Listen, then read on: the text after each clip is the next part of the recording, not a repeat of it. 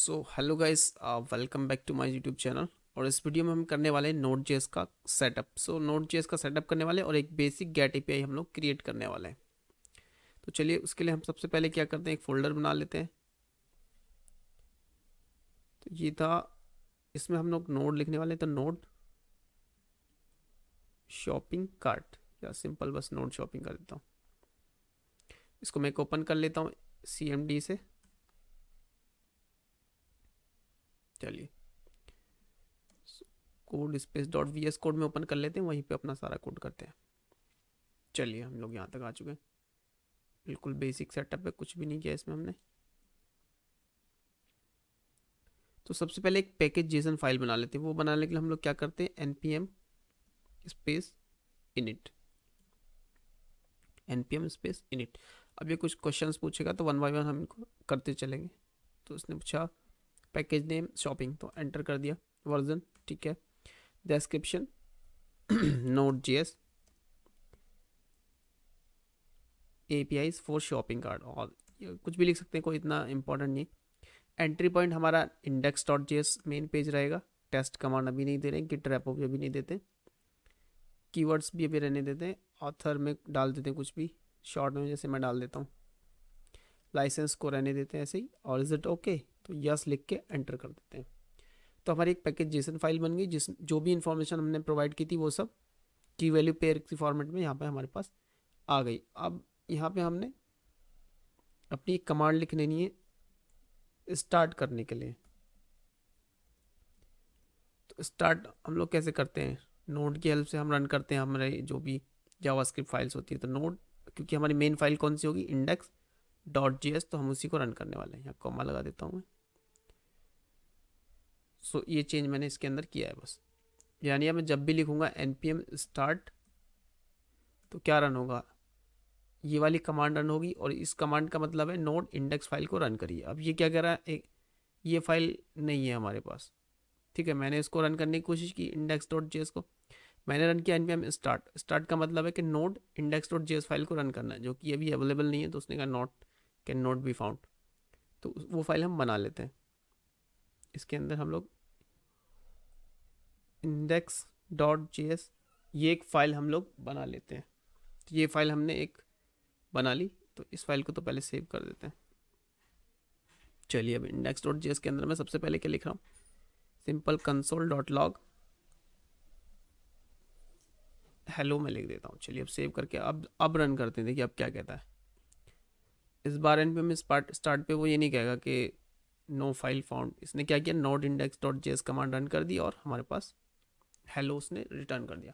अब क्योंकि इस पर मैंने खाली कंसोल किया हुआ था, ये तो वो वैसा उसने दिखा दिया।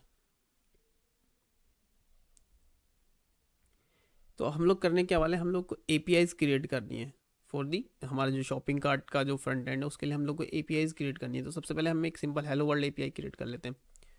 तो वो क्रिएट करने के लिए हम लोग को यूज़ करते हैं हम लोग एक पैकेज। हम बेसिकली बिना पैकेज के भी यूज़ कर सकते हैं, लेकिन पैकेजेस यूज़ करते हैं तो थोड़ा हमें कोड राइटिंग में ईजी हो जाता है, इसलिए हम लोग ये पैकेजेस यूज़ करते हैं। तो जैसे एक्सप्रेस जेएस,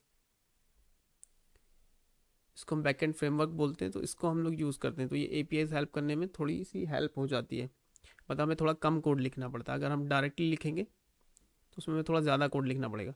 तो इसलिए हम लोग क्या करते हैं, इसको इंस्टॉल करके इसका यूज़ कर लेते हैं। और इसमें लिखा रहता है कैसे कैसे हम लोग इसको यूज़ कर सकते हैं। डायरेक्टिव बनाई, CD ऐप किया, npm init किया, entry point index dot JS हमने रहने दिया। उसके बाद हम npm इंस्टॉल कर लेते हैं। तो चलिए इंस्टॉल कर लेते हैं हम लोग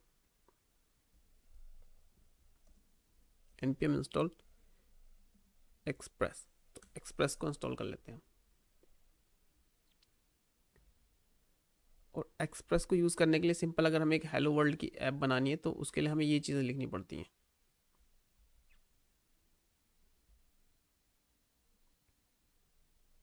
तो चलिए इसको यहाँ ले आए सिंपल। उसमें किया क्या, कुछ भी नहीं किया, रिक्वायर किया सबसे पहले पैकेज को जनरली जैसे हम करते हैं। फिर उस एक्सप्रेस की हेल्प से एक ऐप क्रिएट किया। पोर्ट नंबर एक लिया हुआ है, ये हम कोई भी ले सकते हैं, क्योंकि बैकएंड हमारा 3000 पे चल रहा है रिएक्ट जेएस, तो इसको हम कर देते हैं 3001। अब इस जो ऐप है, अब ये ऐप के पास पावर है लिसन करने की रिक्वेस्ट अब वो गेट की रिक्वेस्ट हो सकती है, ऐप डॉट पोस्ट की रिक्वेस्ट हो सकती है, तो उसमें में हम लोग लिखते हैं पोस्ट की रिक्वेस्ट होगी तो ऐप डॉट पोस्ट, और उसमें कुछ डेटा भी हमें मिलेगा रिक्वेस्ट में। अभी देखिए इसमें रिक्वेस्ट में हमें कुछ डेटा नहीं मिला क्योंकि ये गेट की रिक्वेस्ट है, तो इसमें हम सिंपली क्या करेंगे, डेटा रिटर्न ही बस करेंगे, रेस्पॉन्स डॉट सेंड। अब रेस्पॉन्स डॉट सेंड के अंदर हम यहाँ से हम चाहे स्ट्रिंग रिटर्न कर सकते हैं, यहाँ से हम कोई नंबर रिटर्न कर सकते हैं, या फिर हम कोई एक ऑब्जेक्ट बना के भी रिटर्न कर सकते हैं, नंबर ऑब्जेक्ट जो भी वेरिएबल कुछ भी हम यहाँ से रिटर्न कर सकते हैं। Message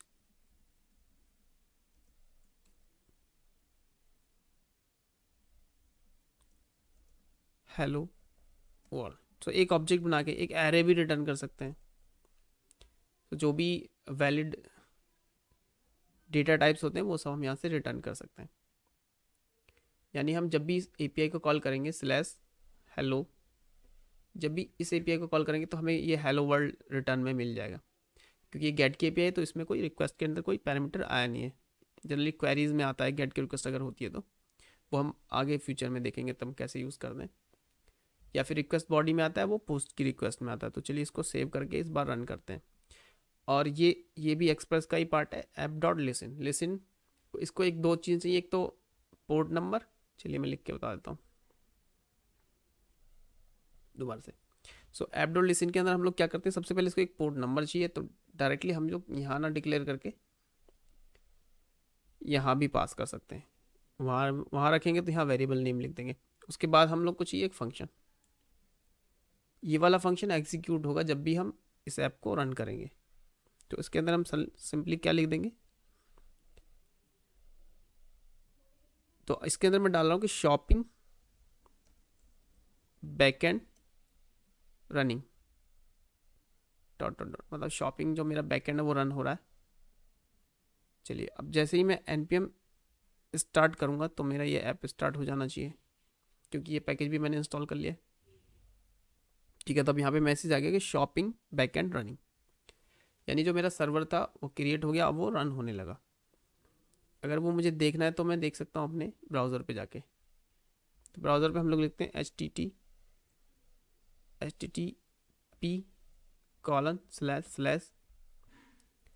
local host colon 3000। अब क्योंकि मैंने 3001 पे रन किया था तो 3001 में लिख रहा हूँ, ये मैंने लिख दिया। अब इसने बोला कि कैन नॉट गेट, उसने कोई एरर नहीं दी, उसने बोला कि कैन नॉट गेट स्लैश, यानी ये अगर यहाँ कुछ नहीं लिखा है ना, इसका मतलब ये कि यहाँ पे स्लैश है। ठीक है, तो उसने कहा कि ये वाला एंड पॉइंट नहीं है। अगर मैं कुछ और लिखूंगा HE लिखूंगा तो अब कहेगा कि स्लैश HE वाला एंड पॉइंट है ही नहीं। आपका जो सर्वर है, सर्वर तो रन हो रहा है, लेकिन इसके आगे का जो एंड पॉइंट, ये आगे जो आपने लिखा हुआ है, ये मुझे नहीं मिला कहीं भी कोड में जब हमने रन किया उसको। तो क्योंकि वो मिलेगा क्यों नहीं, क्योंकि हमने ऐसा कुछ डिफाइन किया हुआ ही नहीं है। तो जो भी राउट्स हम डिफाइन करते हैं बैकेंड में, सब वही वाले सब सिर्फ हमारे पास वहाँ पे होते हैं। तो अभी क्या करने वाला हूँ, मैं स्लैश हेलो को टेस्ट करता हूँ। तो स्लैश अगर मैं हेलो कर देता हूँ तो इस बार मुझे कुछ रेस्पॉन्स मिलेगा। देखिए मुझे यहाँ पे एक ऑब्जेक्ट मिल गया, कोड 200 मैसेज हेलो वर्ल्ड। तो ये वही है जो मैंने रेस्पॉन्स डॉट सेंड के अंदर से रेस्पॉन्स किया था। ठीक है, तो इस टाइप से एक हम सिंपल गेट की एपीआई बना सकते हैं। तो अब इसमें हम कुछ भी डेटा रिटर्न कर सकते हैं, array of object, array of data, ये किसी भी तरीके से हम डेटा रिटर्न कर सकते हैं। तो पहले जो हमने इसमें तो जो शॉपिंग कार्ट ये वाला था हमारा, जो हम फ्रंट एंड पे वर्क कर रहे हैं, चलिए इसको भी हम ओपन कर लेते हैं अपने VS कोड में। अब यहाँ पे जो हमने लिखा हुआ है, देखिए ये प्रोडक्ट और सेट प्रोडक्ट जो हमने ऐप के अंदर डायरेक्ट ले रखे हैं, ये जनरली हमको बैकएंड से मिलेंगे। ठीक है, अब बैकएंड को कहाँ से मिलेंगे, बैकएंड को मिलेंगे डेटाबेस से। तो ये पूरा मैं यहाँ से कॉपी कर लेता हूँ। चलिए अब मैं इसको रिटर्न करता हूँ मेरे बैकएंड से। अब ये एपीआई मेरी हो जाएगी slash app dot gate slash जो मेरे प्रोडक्ट्स थे, PRODUCTS। तो लोकल होस्ट 3001 स्लैश प्रोडक्ट्स पे मुझे प्रोडक्ट्स रिटर्न होने चाहिए। तो वो जो डेटा है, पहले तो मैं उसको क्या करता हूँ, एक इसमें सेव कर लेता हूँ, कौन सा डेटा इक्वल। ठीक है, ये 4 ऑब्जेक्ट जो मेरे मैंने यहाँ पे सेव करा दिए। आप कुछ भी यूआरएल्स और नेम, कैटेगरी, सेलर, ये सब डेटा अपनी तरफ से बना के यहाँ से रिटर्न कर सकते हैं। अभी मैं यहाँ बैकएंड पे हार्ड कोडेड डेटा रिटर्न कर रहा हूँ अपने नोड की तरफ से, जबकि ये वाला डेटा मैं खुद कहाँ से लेके आऊँगा, अपने डेटाबेस के अंदर से। तो इसमें मैं क्या रेस्पॉन्स करूँगा कि कोड 200, यानी 200 का मतलब होता है सक्सेसफुल, और message fetch product success, products success, यानी जो आपने प्रोडक्ट फैच किए वो सक्सेस हो गए, कोड ओके, और डेटा जो मैं यहाँ से रिटर्न करूँगा वो इक्वल हो जाएगा डेटा के। तो चलिए इसको सेव कर देते हैं। अब हम इसको स्टॉप करते हैं, सर्वर को फिर से रन करते हैं। अब चल के हम यहाँ पे अपनी एपीआई देख लेते हैं। अब इस पे देखेंगे तो कुछ नहीं आएगा। अब ये कैन नॉट गेट हेलो, इसका मतलब ये है कि ये वाला राउट बना हुआ ही नहीं है। तो अब मैंने जो बना दिया वो कौन सा बना दिया, स्लैश प्रोडक्ट्स वाला बना दिया है। तो इसको मैं देखूंगा तो मेरे पास ये डेटा अब आ रहा है। तो यही डेटा जो हम लोग फ्रंट एंड पे अपने पास हार्ड कोडेड यूज़ कर रहे थे, वो डेटा अब हम कहाँ से गेट करेंगे, अपने बैक एंड से। तो चलिए इसको यूज़ कर लेते हैं हमारे बैक एंड में। ये तो हमारा बैक एंड हो गया, मतलब जो हमारा फ्रंट एंड है यहाँ पे हम लोग यूज़ करने वाले हैं। तो अभी के लिए इस डेटा को मैं क्या कर देता हूँ, कमेंट, और इनिशियली मैं स्टार्टिंग में एक एम्प्टी एरे ले लेता हूँ। इसको सेव करता हूँ। अब मैं इस वाले ऐप को रन करूँगा, 3001 पे जाके रन हो जाएगा, 3001 पोर्ट पे। तो अभी प्रोडक्ट मैंने सारे नल कर दिए तो कुछ नहीं दिखेगा। तो इस केस में हम लोग क्या करेंगे, एपीआई कॉल करेंगे, वहाँ से डेटा गेट करेंगे और फिर तब शो कराएंगे। तो चलिए वो देखते हैं वो कैसे करते हैं। अब लोकल होस्ट 3000 पे देख लेता हूँ क्या रन हो रहा है। अभी यहाँ जनरली अभी कुछ नहीं मिलेगा, इसको रिफ्रेश होने देते हैं।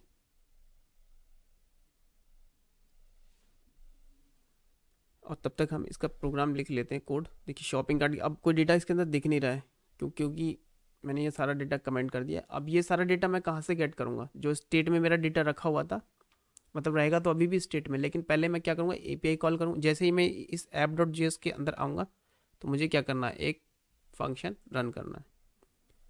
और एक फंक्शन, ऐसा कोई फंक्शन जो हमें तुरंत रन करना हो किसी भी कंपोनेंट के अंदर आते ही, तो वो हम लिखते हैं यूज़ इफेक्ट के अंदर। तो ये वाला जो फंक्शन मैं लिख रहा हूँ, एक सिंपल कॉल बैक फंक्शन मैं लिख रहा हूँ, ये मैं use effect with empty array के साथ लिख रहा हूँ। ठीक है, तो इसके अंदर मुझे क्या चाहिए, अब मुझे वो एपीआई कॉल करनी है। तो उसके लिए मैं क्या करूँगा, एक्सियोस की हेल्प से हम लोग करते हैं, एक्सियोस डॉट, क्योंकि वो गेट की एपीआई है तो एक्सियोस डॉट गेट। अब एक्सियोस नहीं है हमारे पास, पहले एक्सियोस लेके आएंगे।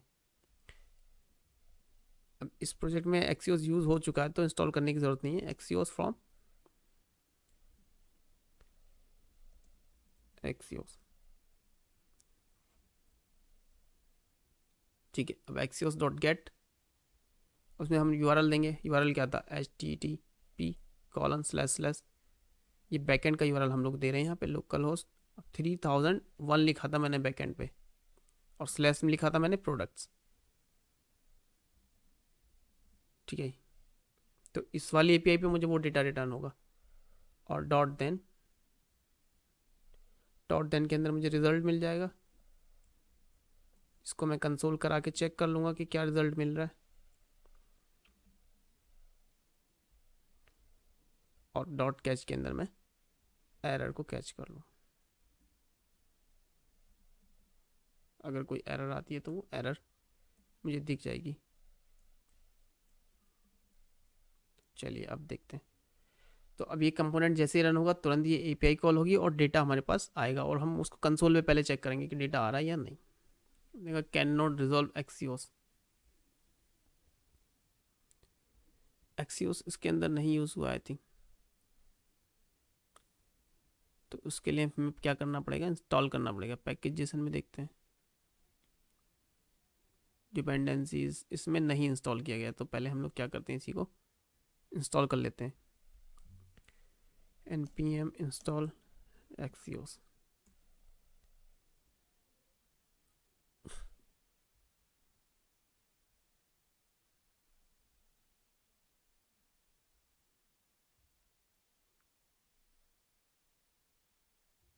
एक्सियोस इंस्टॉल किया, अब वो एरर नहीं दे रहा है। अब हम अपनी कंसोल पे चलते हैं।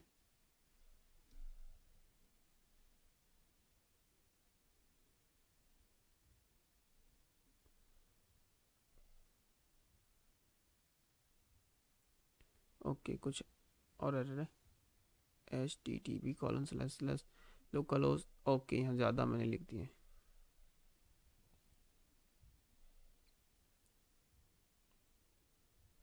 ओके, अब वो कह रहा है नेटवर्क एरर फेल्ड 200।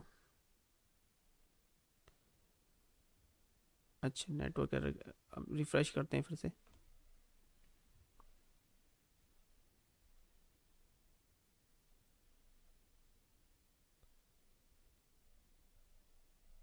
चलिए इसको देखते हैं क्या कहता है ये एपीआई है, ये हमने कॉल करने की कोशिश करी है, ठीक है। ओके, क्योंकि बैकएंड पे जो हमारे पास कोर्स नहीं लगा हुआ है, CORS, तो तब तक हम नहीं फैच कर पाएंगे डेटा, तो कोर्स लगा लेते हैं। ये होता है हमारा npm कोर्स, क्योंकि जो हमारे URLs हैं वो डिफरेंट है, वो 3000 पे चल रहा है हमारा फ्रंट एंड और बैक एंड चल रहा है हमारा, तो इस टाइप से हम लोग को लगाना होता है। तो पहले इसको इंस्टॉल कर लेते हैं और फिर इसको लगाते हैं। चलिए np, ये बैक एंड पे लगता है, ठीक है, फ्रंट एंड पे नहीं। तो npm इंस्टॉल कोर्स को इंस्टॉल कर देता हूँ मैं। CORS, course equal require CORS course, app में लिख देते हैं app.use। इस टाइप से app.use, जहाँ पे ऐप क्रिएट किया पूरी ऐप में यूज़ करना है तो app.use। हर एक रिक्वेस्ट के अलग अलग लिखने की जरूरत नहीं है, एक ही बार में हम लोग लिख सकते हैं अपने बैकएंड में चल के। इसके नीचे लिख देते हैं बस, जो हमारी जो कंप्लीट ऐप है, जितने भी गेट पोस्ट सब रिक्वेस्ट आएंगे सब में यूज़ करना है। और इसको कर देते हैं हम लोग स्टॉप और फिर से रन कर देते हैं सर्वर को। इसको रिफ्रेश करके देखते हैं। ओके, तो देखिए वो एरर हट गया, अब डेटा हमें आने लगा। तो जो हमने प्रिंट किया था वो रेस्पॉन्स था हमारा। अब उस रेस्पॉन्स में और भी बहुत सारी चीज़ें आती हैं, कन्फिग्रेशन, URLs, ये सब चीज़ें। तो उसमें ये सारी चीज़ें हमें नहीं चाहिए, हमें चाहिए डेटा जो हमने वहाँ से रिटर्न किया था, फैच प्रोडक्ट सक्सेसफुल और उसके अंदर डेटा। तो यानी हमारे पास क्या है, डेटा, और उसके अंदर भी जो डेटा आ रहा था वो वाला डेटा, यानी response dot data dot data.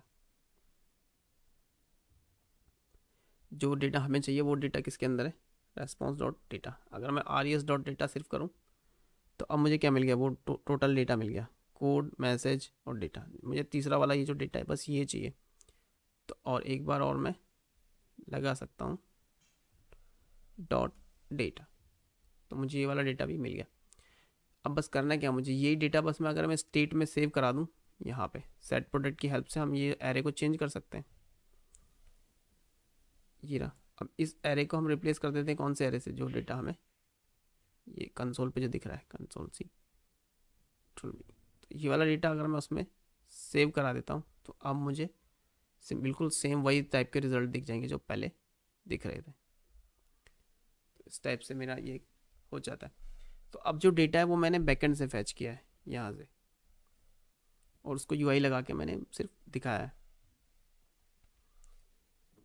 तो इस टाइप से हम लोग कर सकते हैं ये चीज़ें। तो आगे और चीज़ें करते हैं हम लोग। पहले अभी ये तो फ्रंट एंड बस मैंने ऐसे ही ले लिया था जस्ट फॉर रेफरेंस, तो फ्रंट एंड का रोल नहीं था, पहले हम बैक एंड का सेटअप करना था और बस ये दिखाना था कि कैसे हम डेटा रिटर्न करते हैं, यहाँ से रेस्पॉन्स कैसे करते हैं। अब ये जो डेटा था ना, ये भी हम लोग किससे करेंगे, डेटाबेस से। तो अगले वीडियो में हम लोग डेटाबेस से कनेक्ट करेंगे और वहाँ पे सेव करेंगे, वहाँ से फैच करेंगे डेटा।